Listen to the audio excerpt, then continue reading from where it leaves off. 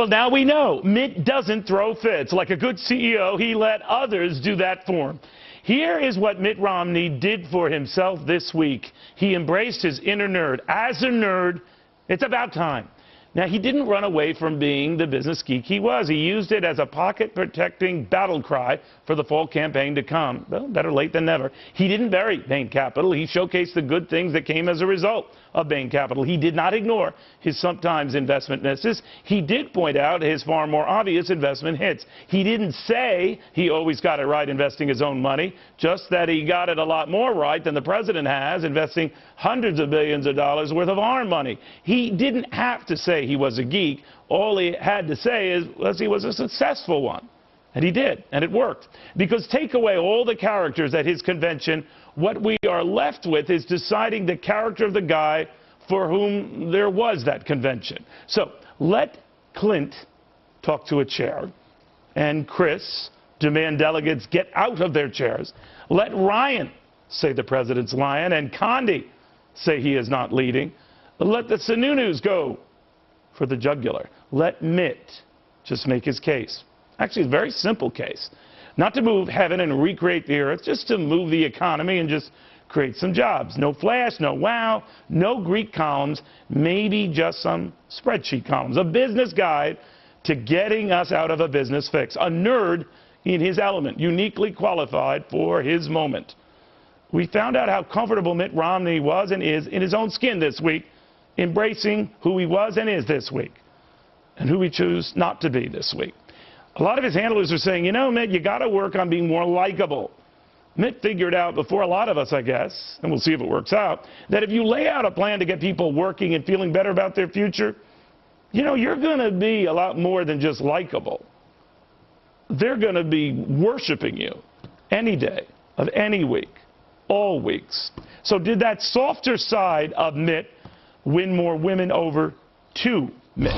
Because every day, Dad gave Mom a rose, which he put on her bedside table. That's how she found out what happened on the day my father died. She went looking for him because that morning there was no rose.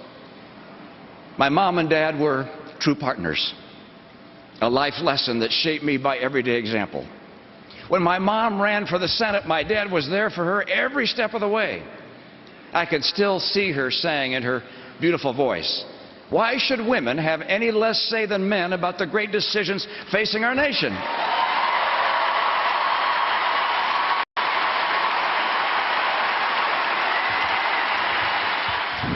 Did you hear that? Did you watch that? Did you see that? Did you get a sense that nerds can have passion as well? It is a reminder that this ticket has got to bring those two together. Did it achieve that? And for women, did it make a measurable difference? To Sabrina Schaeffer of the Independent Women's Forum on whether those Romney moves worked. What do you think, Sabrina?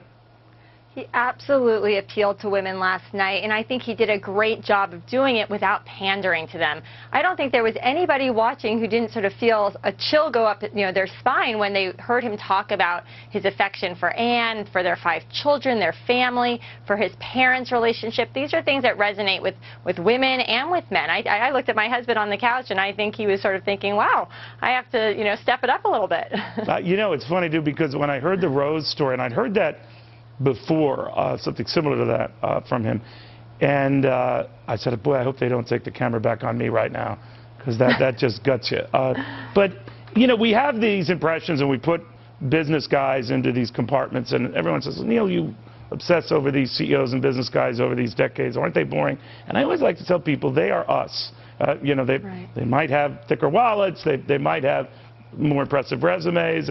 A lot of the time, but they're human beings, and to be passionate about who and what you are is, I think, what has to come through at a convention.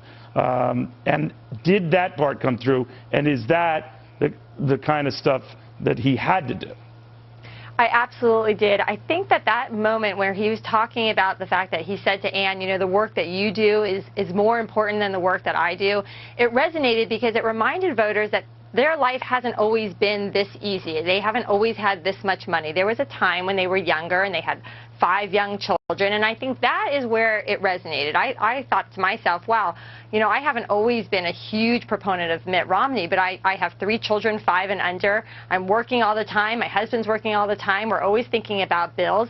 And that moment resonated with me, and I'm sure it resonated with a lot of other women and moms. Did he tip it too far, though? I can always say, you know, you want to reach out to women by not being patronizing. I mean, you could argue this whole, right, you know, whether we're going to talk about the abortion issue or other issues, that you can gerrymander this any way you want to sort of placate women and then to typecast them. Did he go too far the other way by trying to bring up that he respects motherhood and all, which might very well be the case, and how he really feels? But I thought when his wife did it and a number of other speakers were doing it, he must be addressing an area where he knows he's weak, because he has men in a lock right now, not so much women. What does he have to do to bring at least more women on board? Well, I think you're hitting on that likability issue, and I keep going back to the fact that I don't want to have to go to the movies with the president, right? That's not why we're electing him. But I think you're right. A lot of people are saying we don't know him. He seems to have had this outer shell that's been a little bit difficult to crack. You should think that through, because I think going to the movies with Mitt Romney might be a little different. He might have his own 200-seat theater, so but go ahead. It might be fun. But I think that, you know, that you're right. You walk a fine line. You don't want to be pandering. But at the same time, I thought that he did a really good job of showing that he's not threatened by strong women. He's been surrounded, and he's surrounded himself by strong women all his life, at home, in business, in government. I think that's something that he should be proud of. And I recognize, I'm the first to say it, that parity is not the same as equality. I don't like to say how many women are in certain jobs. I don't think that's that important. But the point is that he's not threatened by women. I think that's something that he should, you know, we should recognize. But I think women are lying about this, Sabrina, and maybe you are too, because when I was in high school, women were always saying, well, be who you are, and we don't like blowhards. So I would constantly tell them, built for comfort, not a single day. So I think you're lying a little bit, but that's a whole other issue. Sabrina, thank you very, very much. Thanks for having me. Great guest, Sabrina Schaeffer. And by the way, that's a true story.